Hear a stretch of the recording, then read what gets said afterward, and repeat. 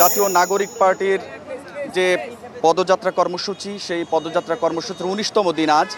এই ১৯তম দিনে দেশের বিভিন্ন জেলা শেষ করে আজকে মূলত কক্সবাজারে আমরা অবস্থান করছি। আমার সাথে এই মুহূর্তে রয়েছেন জাতীয় নাগরিক পার্টির সিনিয়র আহ্বায়ক সামান্তা শারমিন। আমি তার কাছ থেকে একটু জানতে চাইবো আজকের দিনের কর্মসূচি। আমি এরই মধ্যে জানতে পেরেছি যে নগরীর যে টার্মিনাল রয়েছে সেই টার্মিনাল থেকে পদযাত্রা শুরু হবে। এখানে শহীদ পরিবারের সাথে কেন্দ্রীয় নেতারা দেখা করবেন, কথা বলবেন। সে বিষয়ে আমরা আরও একটু বিস্তারিত জানবো। সামান্তা শারমিন, আপনাকে স্বাগত জানাই স্টার নিউজে। ধন্যবাদ আপনাকে। আপনারা একটানা একেবারে বিরামহীনভাবে এই যে সফর করছেন, কেমন সাড়া পাচ্ছেন? আপনাদের দলে বেশিরভাগ নেতাকর্মী তরুণ। সিনিয়র সিটিজেনদের কোনো ধরনের সাড়া বা তাদের কোনো আহ্বান আপনারা জানতে পারছেন কিনা? দেখুন, পার্টি করার প্রথম দিন থেকে আমাদের একটা কনসার্ন ছিল যে এই পার্টিতে যাতে সকল ধরনের মানুষের, সকল বয়সের মানুষের একটা অ্যাক্সেস তৈরি হয় এবং আমরা যাতে এমন না হয়ে যায় যে তরুণদের দল বলেই এটা এমন যাতে মনে না হয় যে সকল বয়সের সকলে এখানে যুক্ত হতে পারবে না, এই বার্তাটা যাতে না যায়।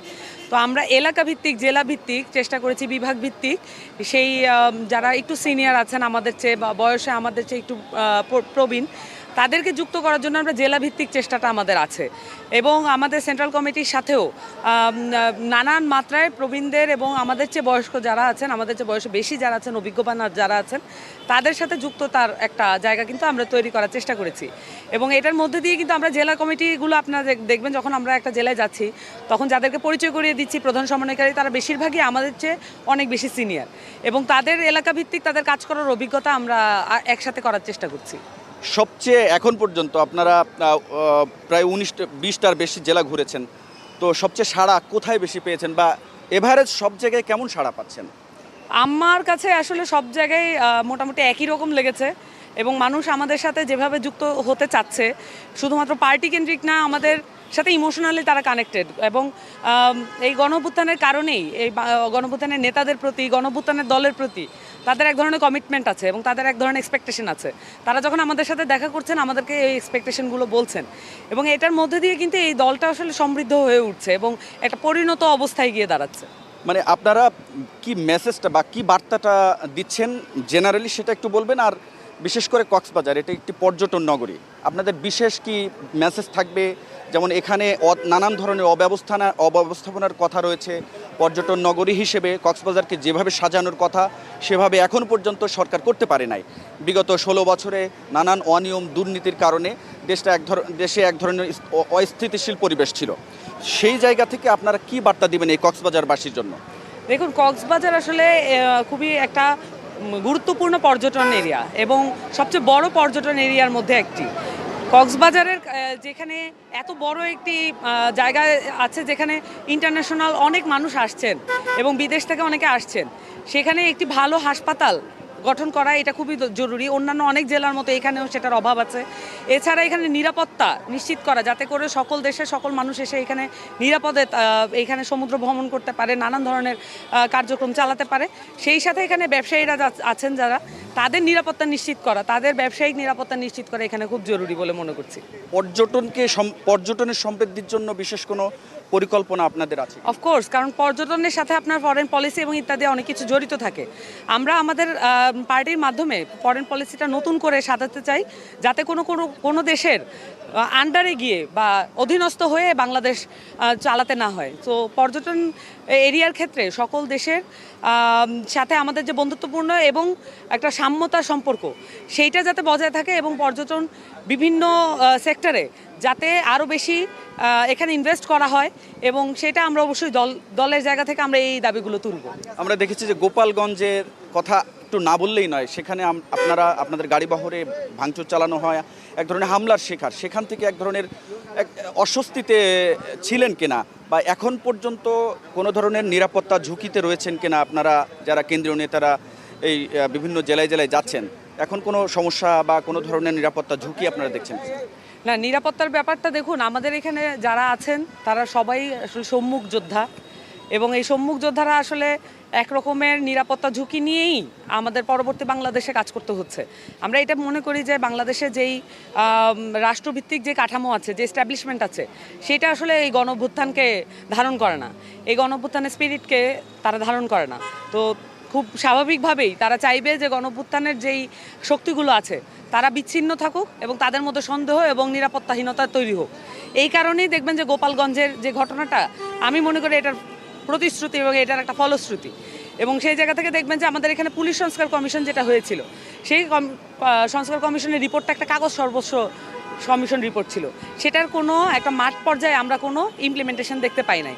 এবং এগুলো আসলে আমাদের মধ্যে সন্দেহের উদ্রেক করে যে এখানে পুলিশ সংস্কারের মতো একটা গুরুত্বপূর্ণ বিষয় যেটা 53 ইয়ার্সে আমাদের দাবি দেওয়ার মধ্যে উঠে এসেছে, এবং সেই সাথে গণ অভ্যুত্থানের মধ্যে দিয়ে আমরা দেখতে পেয়েছি যে পুলিশ কী পরিমাণ একটা নিপীড়ক প্রতিষ্ঠান হয়ে দাঁড়িয়েছে। সেটার মধ্যে দিয়ে যদি শুধু পুলিশ সংস্কার কমিশনের দিকেই তাকাই, সেটা নিয়ে কোনো আলাপ আলোচনা বাংলাদেশে করতে দেওয়া হয় নাই। এবং আমরা মনে করি যে এখানে রাষ্ট্রের যে ভূমিকাটা নেওয়ার দরকার ছিল গণ অভ্যুত্থানের পরে, তারা সেই ভূমিকাটা একদমই নেয় নাই। বরঞ্চ আমরা দেখেছি যে অনেকভাবে এই ভূমিকা নেওয়ার থেকে তারা অনীহা প্রকাশ করেছে এবং তারা চেয়েছে যে গণঅভ্যুত্থানের শক্তিগুলো বিপর্যস্ত থাকুক, নিরাপত্তাহীনতায় থাকুক। গোপালগঞ্জ এমন একটি জায়গা যেখানে আমাদের জেলা থেকে, আমাদের অন্যান্য অনেক জেলা থেকে এটাকে প্রায় বিচ্ছিন্ন করে ফেলা হয়েছে, কিন্তু এই বিচ্ছিন্নতার জায়গা থেকে আমরা গোপালগঞ্জকে উদ্ধার করতে চাই। আপনার একটা বক্তব্যে কোট করব, সেটা হচ্ছে যে আপনি বলেছেন যে সরকারকে জনগণ বসিয়েছে বা জনগণ একটা রেভলিউশন বা অভ্যুত্থানের মধ্য দিয়ে এই সরকার অনেক শহীদের বিনিময়ে, আত্মত্যাগের বিনিময়ে এই সরকার গঠিত হয়েছে। সেই সরকার আওয়ামী লীগের একটি বলা যায় যে সাবেক নেতা, সাবেক স্বরাষ্ট্রপ্রতিমন্ত্রী ছিলেন সোহেল তাজ, তার সপরিবারে দেখা করেছেন ডক্টর মোহাম্মদ ইউনূসের সাথে। আপনি এই বিষয়টি নিয়ে কিছুটা সমালোচনা করেছিলেন। আসলে এটা কি বার্তা দেয় যে আওয়ামী লীগের, তারা তো আসলে আওয়ামী লীগের বাইরে না, সোহেল তাজ বা তার পরিবার, এই বিষয়টিকে মানে আপনি কিভাবে দেখেন? প্রথমত এখানে তাজউদ্দিন আহমেদ, উনি ইতিহাসে যেই জায়গা দখল করে আছেন সেটা অস্বীকার করার মতো নয়, কিন্তু তার পরিবার পুরো আওয়ামী লীগের শাসনামলগুলোতে যে ভূমিকা নিয়েছে, সবসময়ই এমন একটা ভূমিকা নিয়েছে যে যখন আওয়ামী লীগ বিপদে পড়ে তখন তাজ পরিবার সহ এরকম কিছু পরিবার আছে যারা এই বিপদ থেকে আওয়ামী লীগকে উদ্ধারকর্তা হিসেবে আবির্ভাব হয়। তো এই আওয়ামী লীগের এই যে পরিমাণ নিপীড়ন, জুলুম এবং ফ্যাসিজম তারা কায়েম করেছিল, এরপরে আর আওয়ামী লীগের কোনো ধরনের রিকনসিলিয়েশন হবে না। এবং সোহেল তাজের পরিবারের মাধ্যমে যদি কোনো ধরনের মানে রিকনসিলিয়েশনের প্রসেস চালু করা হয় বা ভালো আওয়ামী লীগের যে তকমাটা আমরা ইদানিং দেখছি সেটা যদি চালু করা হয়, সেটা আমরা কখনোই হইতে দিব না। কারণ এখানে সোহেল তাজ পরিবারের যেই আওয়ামী লীগের যেই ন্যারেটিভ, আওয়ামী লীগের যেই মুজিববাদ, সেটা তো তাদের মধ্যে আছে, এবং আওয়ামী লীগের যে সন্ত্রাসী কার্যক্রম এবং জঙ্গিপনা, সেইটা তারা কখনোই এটা নির্মূল করতে পারবেন না। একটা বাংলাদেশে যে বিদ্যমান রাজনৈতিক দলগুলো আছে তাদের মধ্যে এতই জুলুমের অভ্যাস আছে, এইটা আসলে সহসা যদি কাঠামো পরিবর্তন না করি তাহলে এটা সহসা পরিবর্তন হওয়ার মতো নয়। এবং আওয়ামী লীগকে এই মুহূর্তে রাজনৈতিকভাবে প্রাসঙ্গিক করার জন্য প্রধান উপদেষ্টা যদি সোহেল তাজের সাথে মিটিংটা করে থাকেন, এটা অবশ্যই ঘৃণ্য এবং এইটা আমরা তীব্র প্রতিবাদ জানাচ্ছি। সবশেষ প্রশ্ন, একেবারে বিরামহীনভাবে আপনারা ছুটে চলছেন দেশের এক প্রান্ত থেকে অপর প্রান্ত। এই পর্যটন নগরী, সবচেয়ে দেশের বড় সম্পদ, লংগেস্ট বিচ কক্সবাজারে এসেছেন। সমুদ্রে কি নামার সুযোগ হয়েছিল? না, সমুদ্রে নামার সুযোগ হয় নাই। আমরা তো আসলে সাংগঠনিক কাজের মধ্যে আছি, তো এইটার মধ্যেই আমাদের মানে এখন থাকতে হবে। তো খুব বেশি আসলে এক্সকারশন মুডে যাওয়ার বা হলিডে মুডে যাওয়ার সুযোগ নেই। অসংখ্য ধন্যবাদ। আমরা কথা বলছিলাম দর্শক এনসিপির সিনিয়র যুগ্ম আহ্বায়ক সামান্তা শারমিন। তিনি অনেক কথাই বলেছেন। সবশেষ আমি যে বার্তাটি আপনাদেরকে দিতে চাই, এই কক্সবাজার পর্যটন নগরীতে কিন্তু শহীদেরও জন্মভূমি বা শহীদের কবরস্থান রয়েছে কক্সবাজারে বেশ কয়েকজন।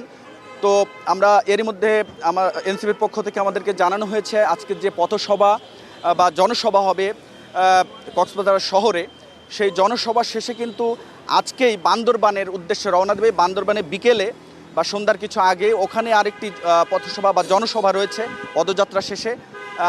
এর মাঝে শহীদদের কবরের তারা শ্রদ্ধা জানাতে যাবেন, এমনটি কিন্তু আমাদেরকে জানানো হয়েছে।